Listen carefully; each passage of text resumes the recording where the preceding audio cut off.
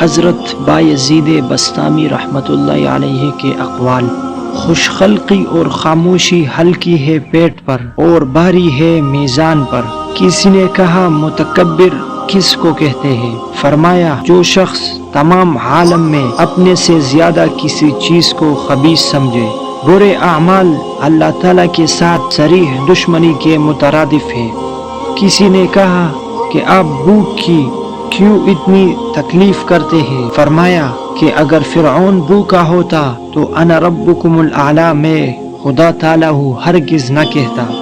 تواضع یہ ہے کہ تو درویشوں سے تواضع کرے اور امیروں سے تکبر۔ توکل یہ ہے کہ تو زندگانی کو ایک دن کے لیے جانے اور کل کی فکر نہ کرے۔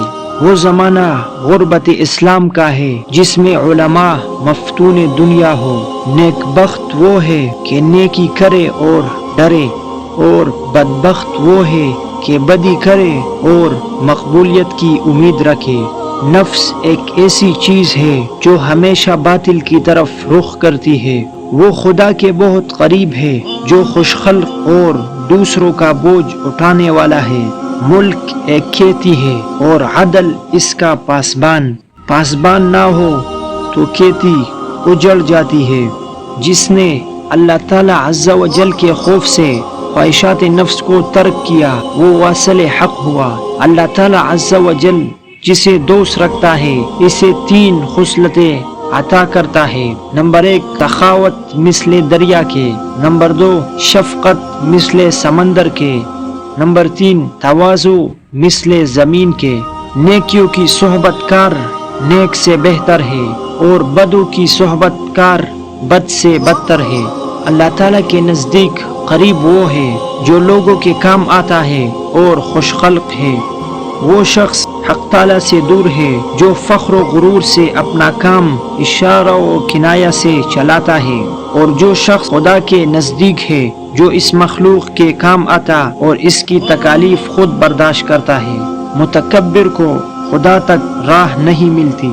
اگر اللہ تعالیٰ کا قرب چاہتے ہو تو اندھے، بہرے اور گنگے بن جاؤ، یعنی حرام پر نظر نہ کرو، غیبت اور بری بات نہ سنو، برا کلمہ اور غیبت منہ سے نہ نکالو۔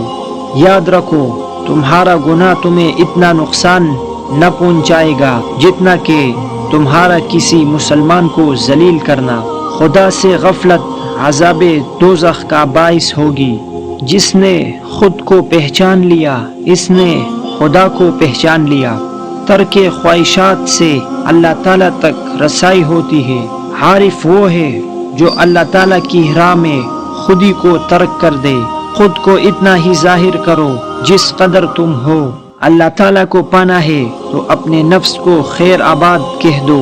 انسان کے لیے 2 باتیں ہی کافی ہے: اللہ میرے حال سے آگاہ ہے اور جو کچھ میں کرتا ہوں وہ دیکھتا ہے۔ اللہ تعالیٰ میرے عمل سے بے نیاز ہے۔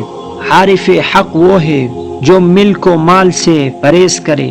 غرور دنیا والوں کے لیے اور سرور آخرت والوں کے لیے ہے۔ دنیا کا سب سے بڑی کام یہ ہے کہ اللہ تعالیٰ کو پہچانا جائے اور اسے دوست رکھا جائے۔ جو شخص غرور سے کام لیتا ہے وہ اللہ تعالیٰ اور اس کے مخلوق سے دور ہے۔ عاشق الہی کا دل اس چراغ کے مانند ہے جو صاف قندیل میں رکھا ہو اور عالم ملکوت کو روشن کرے۔ حق تعالیٰ کی محبت فرض اور ترک دنیا سنت ہے۔ بندہ کا کمال درجہ یہ ہے کہ وہ اپنے عیبوں کو پہچانے اور مخلوق سے دل اٹھا لے۔ مرد وہی ہے جو ماں سوائے اللہ تعالیٰ کے کسی سے دل نہ لگائے۔ یاد الہی کی غفلت سے بڑھ کر کوئی عذاب سخت نہیں۔ ہر ابتدا اور انتہا کی تمیز 2 سے ہوتی ہے۔ دنیا میں سب سے مشکل کام اپنے نفس کو خدا کی راہ پر لگانا ہے، اور یہ طریقت ہے۔ جب تک نفس کو سزا نہ دی جائے وہ قابو میں نہیں رہتا۔ تکبر اور خود پسندی درویش کو راہ حق سے بھٹکا دیتی ہے۔